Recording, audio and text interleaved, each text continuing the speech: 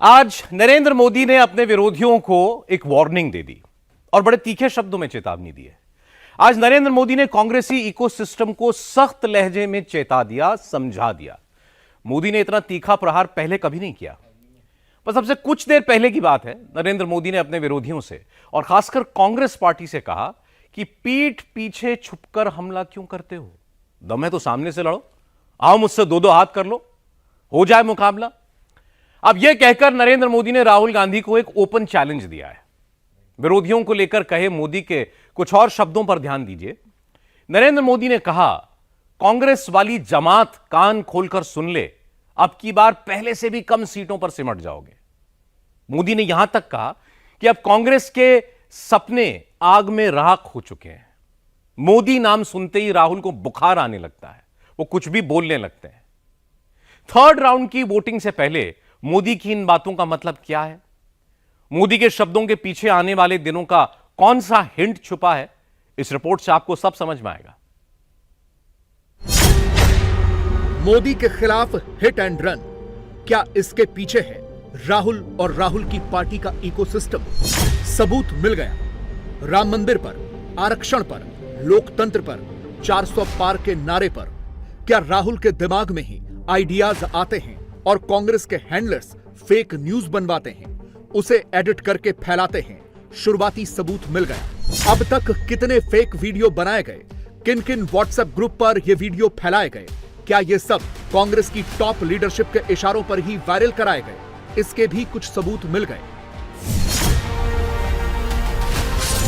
चौंकाने वाली इन्वेस्टिगेशन में कांग्रेस के सीक्रेट मिशन का खुलासा हुआ है। मोदी विरोधी पार्टियों के ऑपरेशन फेक न्यूज का सीक्रेट स्क्रीनशॉट लीक हो चुका है। आरक्षण पर फैलाए गए कांग्रेस के झूठ का एक एक सबूत हैरान कर देने वाला है। राम मंदिर पर फैलाए गए राहुल के झूठ का फैक्ट चेक भी चौंकाने वाला है। आज राहुल और राहुल की पार्टी के हैंडलर्स का फैक्ट चेक होगा। मोदी के खिलाफ 24 वाली गहरी साजिश में शामिल हर एक चेहरा एक्सपोज होगा। बीजेपी कहती है इसमें सबसे बड़ा नाम राहुल गांधी का है।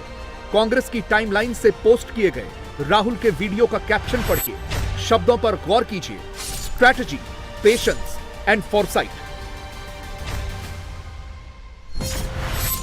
राहुल गाड़ी में बैठकर मोबाइल से वीडियो बनवाते हैं, शतरंज के दांव पेच सिखाते हैं, खुद को सबसे चालाक चेस प्लेयर बताते हैं।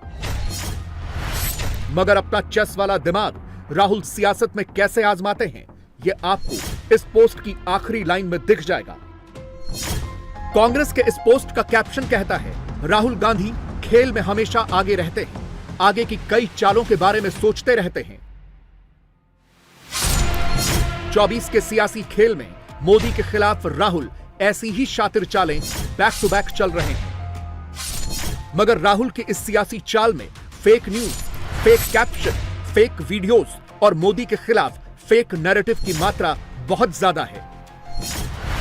हम एक एक करके राहुल और राहुल की पार्टी के सारे झूठ को एक्सपोज करेंगे। शुरुआत राम मंदिर पर राहुल गांधी के सबसे बड़े झूठ से करते हैं। क्या राहुल राम मंदिर पर झूठ फैला रहे हैं?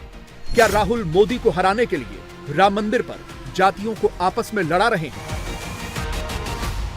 यह जानने के लिए आपको सबसे पहले राहुल गांधी का 29 अप्रैल वाला यह बयान बहुत गौर से सुनना होगा।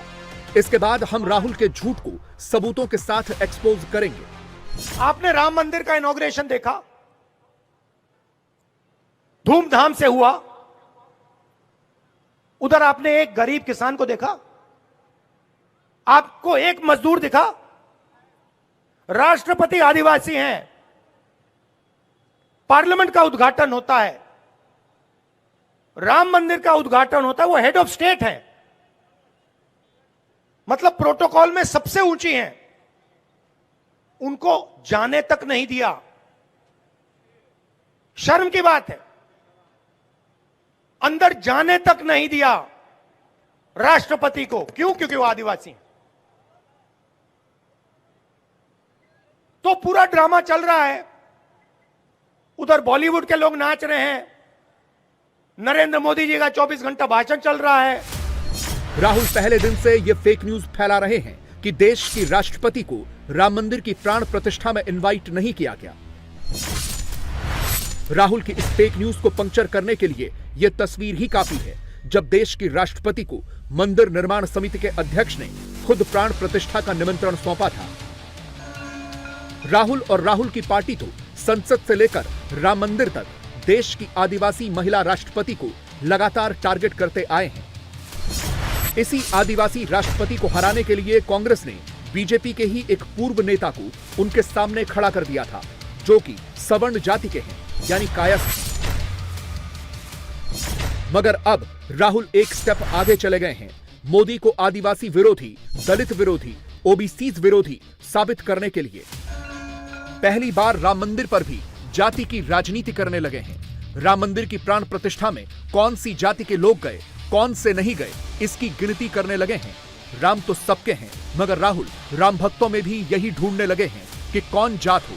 प्राण प्रतिष्ठा के बाद से लेकर अब तक 1.5 करोड़ से ज्यादा भक्त रामलला के दर्शन कर चुके हैं, मगर राहुल इन सब से जाति प्रमाण पत्र दिखाने को कह रहे हैं। राहुल जी ने कहा है कि आदिवासी होने के कारण प्राण प्रतिष्ठा के अवसर पर भारत के राष्ट्रपति महोदया को बुलाया नहीं गया। इस वाक्य ने, ये वाक्य आज बोला गया, यह कब बोला गया मालूम नहीं, लेकिन कल छपा। 3 महीने पहले की घटना, 22 जनवरी की घटना को अखबार में 30 अप्रैल को छापा जा रहा है। इसके कुछ निहितार्थ हैं, इसलिए मुझको ये कहना पड़ा कि उन्होंने तथ्यों की जानकारी नहीं की। समाचार पत्र ने भी तथ्यों की जानकारी नहीं की। राहुल जी को किसी ने बताया होगा, उस बताने वाले व्यक्ति ने भी तथ्यों की जानकारी नहीं की। इसलिए मैंने लिखा है कि वो वक्तव्य का भाग जो अयोध्या से संबंधित है, रामलला से संबंधित है, वो असत्य है, निराधार है और भ्रामक है, भ्रम फैलाने के लिए किया गया। माननीय महामहिम राष्ट्रपति महोदया और भूतपूर्व राष्ट्रपति रामनाथ कोविंद जी दोनों को उनके घर जाकर निमंत्रण दिया गया था। तथ्य को जान लें।